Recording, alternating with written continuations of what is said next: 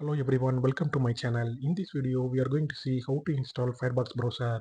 The first step in installing Firefox is to download the browser from the official Mozilla website. Simply open your computer browser and go to mozilla.org site. Select Firefox browsers and Firefox for desktop. Click the download Firefox button and installer file will begin downloading to your device. Once download is complete, go to the installer file location on your device and double click on it to start the installation process. I already I already had Firefox installed on my computer. When it asked to reinstall, I just clicked yes and the installation started again. Now the installation is in progress.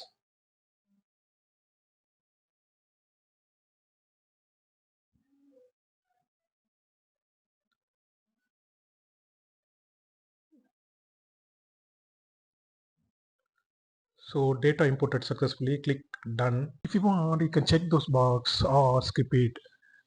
That's it. You have successfully installed Mozilla Firefox on your computer.